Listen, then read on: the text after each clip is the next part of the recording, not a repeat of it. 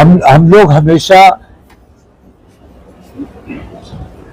राष्ट्र का काम करते रहे हैं, राष्ट्रवादी रहे हैं, और आज जो अपने आप को राष्ट्रवादी या देश प्रेमी कहते हैं वो ढोंग करते हैं। अगर कोई असल राष्ट्रवादी हिंदुस्तान में है तो वो मुस्लिम जमात है, क्योंकि हमारे मजहब में राष्ट्रवाद की घुट्टी हमें पिलाई जाती है। जो सच्चा और पक्का मुसलमान सिर्फ वो हो सकता है जो अपने देश से प्रेम करता हो। हुब्बुल वतनी जुज़्व ईमान है। मुल्क के गृह मंत्री ने पिछले दिनों एक बयान जारी किया, एक सभा में उनका बयान लगा, जिसमें वो मंच पर खड़े होकर सीना पीट कर ये कह रहे हैं कि हमने निजाम से निजात दिलाई। आप लोगों ने देखा होगा, निजाम से निजात दिलाने की फिर उन्होंने वजाहत की कि हमने एन से क्या बताया, नसीमुद्दीन से निजात दिलाई। अच्छा किया भाई, क्योंकि ऐसा नसीब हमें नहीं चाहिए कि शराब का भी मंत्री तो ही बनेगा और हज का मंत्री भी तो ही बनेगा। मुसलमानों का कभी नेता वो था ही नहीं। उन्होंने इमरान मसूद से निजात दिलाई, ऐसे उन्होंने कई उदाहरण दिए। उसमें आजम खां का भी नाम लिया गया, उसमें अतीक और अशरफ, यानी उन्होंने मंच पर खड़े होकर एतराफ़ जुर्म किया कि हमने ये अपराध किया कि अतीक अशरफ को खुलेआम मरवाने का काम किया। और हमने अंसारी साहब को, मुख्तार अंसारी को, हमने मुख्तार अंसारी से निजात दिलाई। इसका मतलब यह है कि मुख्तार अंसारी बीमारी से नहीं मरे, हार्ट अटैक से नहीं मरे, बल्कि उनको जहर देकर मार डाला गया। और मंच से खड़े होकर जो एतराफ़ जुर्म कर रहा है, इकबाल जुर्म कर रहा है, उसके ऊपर ना चुनाव आयोग ने कोई संज्ञान लिया, ना ही सुप्रीम कोर्ट ने कोई संज्ञान लिया।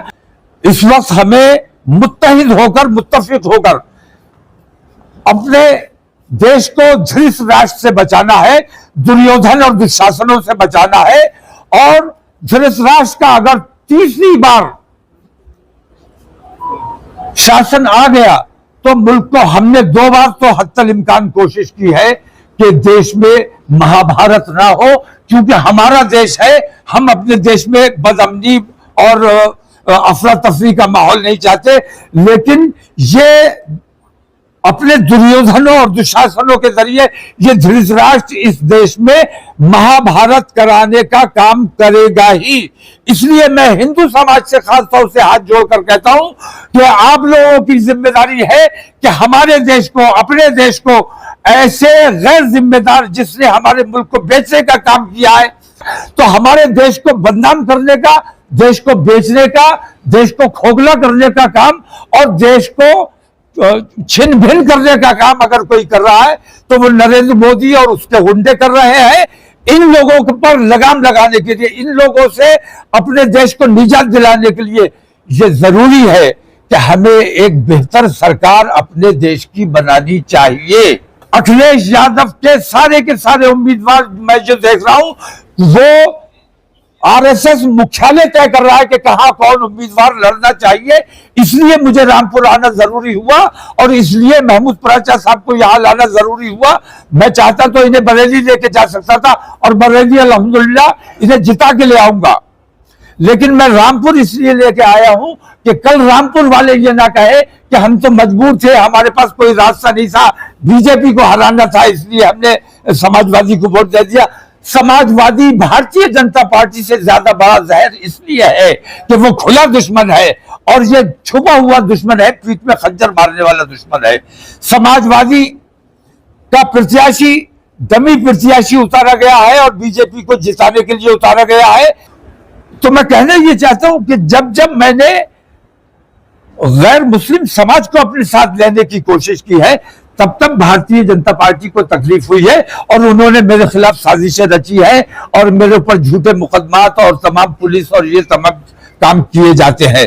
मेरी सुरक्षा मुकदमों के नाम पर वापस ली हुई है और इस वक्त मेरी हत्या कराने का, और पुलिस उसमें साजिश में शामिल है। पुलिस मेरी हत्या कराना चाहती है, इसलिए मेरी सुरक्षा वापस ली गई है।